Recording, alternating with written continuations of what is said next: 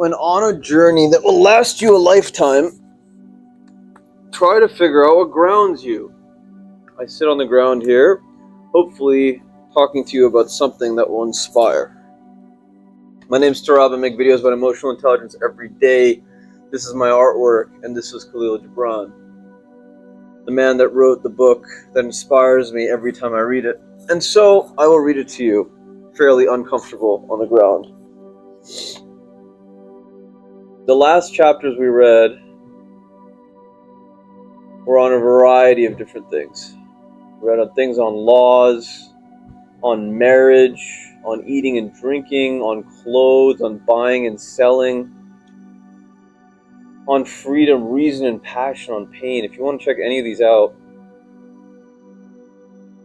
you can go through my channel, smash that like button, get the subscribe going on self-knowledge.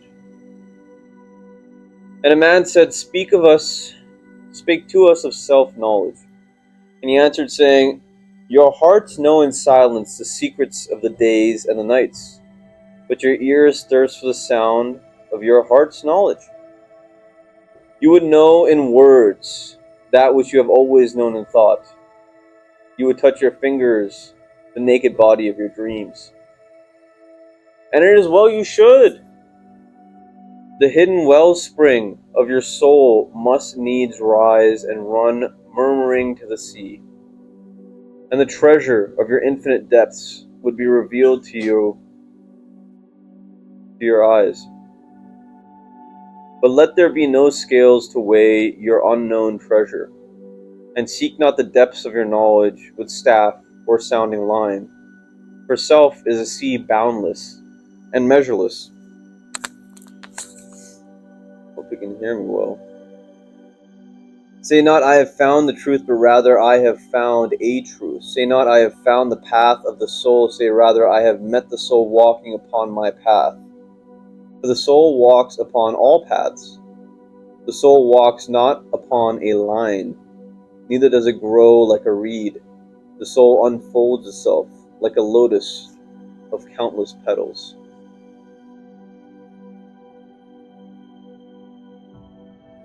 Khalil Gibran on self-knowledge. The cool thing about these chapters to me is that if you are someone that ponders at all, you will realize that these chapters are applicable in a lot of different ways. They contextualize a lot of different types of thoughts, and which is probably part of the reason why it's such a popular spiritual novel, because it doesn't really convince you any particular way of thinking. It's more of an encouragement of exploration. And what better to make life interesting and fun than to be excited about the future? Be excited about what's inside of us. Now, I've been making artwork for about 10 years now, and this is still wet. I've created a lot of stuff that kind of looks like this, and to a lot of people it probably looks like shit. To a lot of people it probably looks interesting. But I continue to make it because to me it's probably one of the easiest expressions of soul that I can do regularly. It's like one of the easiest kind of giving in things that I can ever do. And I think that in creating all of this artwork in life, and creating anything in life, I think we get that the sense of what Gibran's talking about here, the unlimited unfolding of the petal. To say to ourselves that we've reached some sort of peak in life, or to say to ourselves that we have created the best possible thing that we can create and there's nothing else to go. I think we're kind of robbing ourselves of an interesting life. To rob yourself of an interesting life.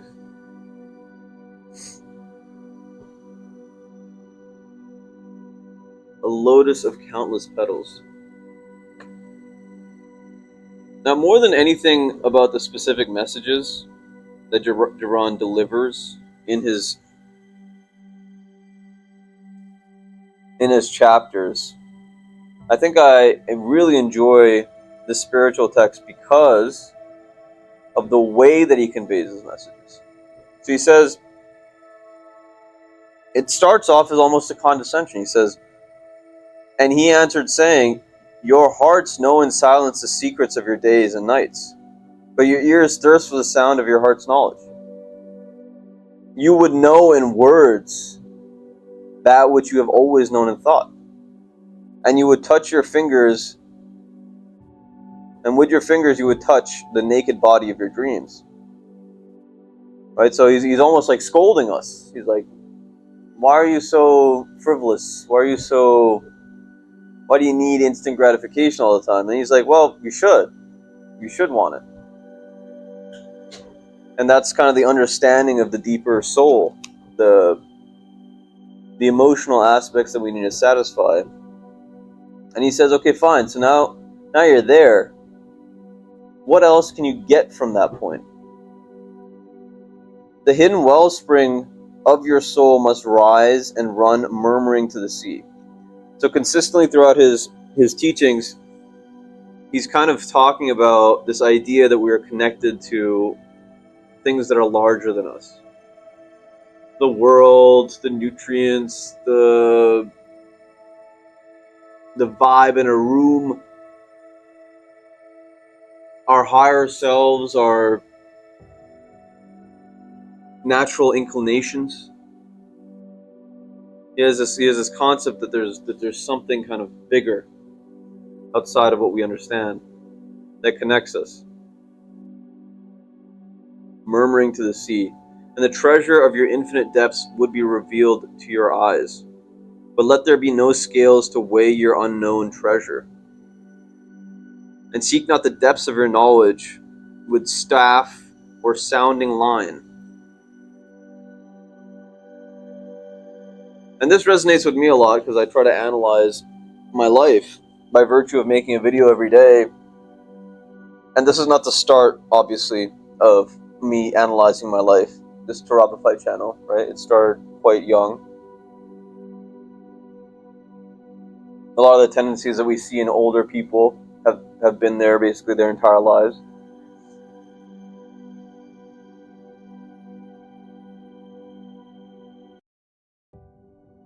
But a lot of the things that we do, I think we have to understand that they're beyond analysis.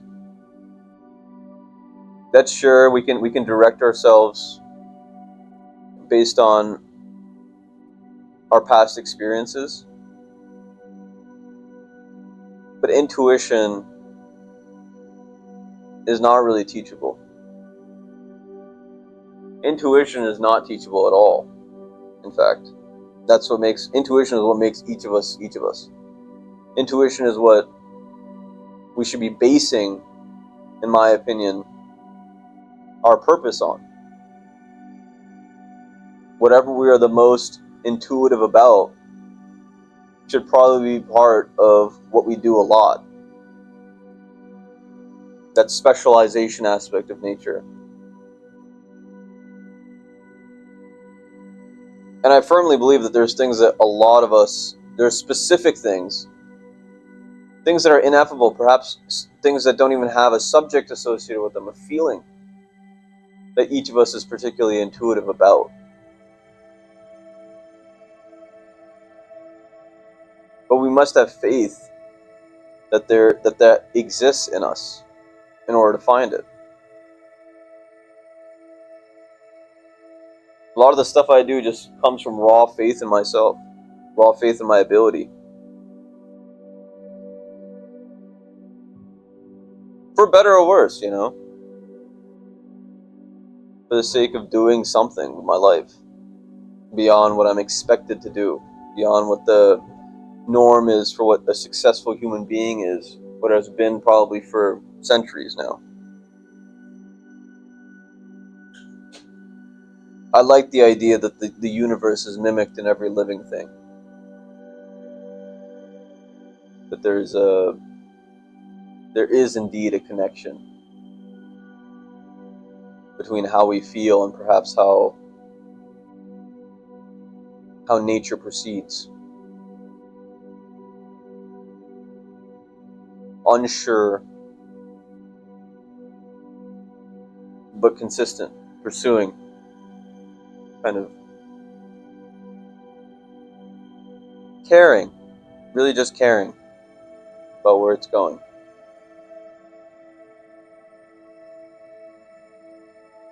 This is kind of like a natural piece. I think a lot of the pieces mixed with water, a lot of water in them, have a natural kind of flow about them. Makes me think of the world.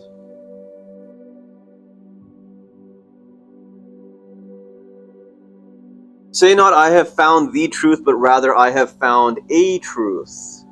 Say not I have found the path of the soul, rather say I have met the soul walking upon my path. Almost makes it sound like reincarnation.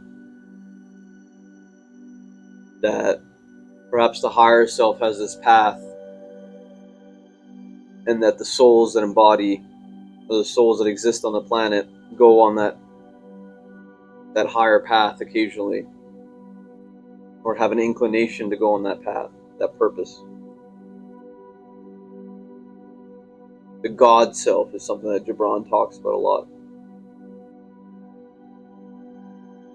The idea that we have a feeling inside of us that can that we know when we're doing shit that aligns with us, our kind of inner satisfaction or happiness. There is no right or wrong. There is no single truth, capital T truth. There are millions of capital T truths in life. You're a mathematician in any capacity, and you have studied many of the theories of the great mathematicians before you. You will realize that even in their truths, there are many others that can be equally true. Think of string theory.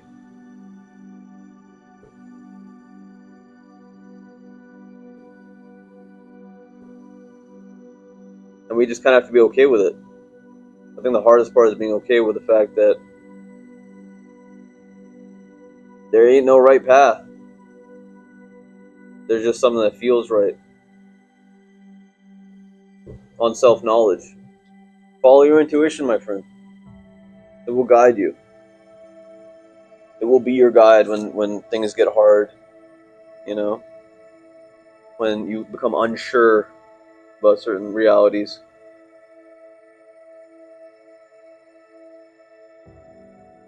Your actions, for instance, the people you spend your time around, whatever it is. Being unsure is kind of a part of the process. But still pursue it. Just persist the change. I think it's at least the advice that I've gotten from people that I respect in my life. So I'm conveying it to you. Anyway, I hope you found this interesting. If you did, somewhere on the screen here is going to be Gibran's past chapter. He wrote about pain last time. So if you're interested, check it out. Actualize your potential catalyst. This world needs you. Take care of yourself.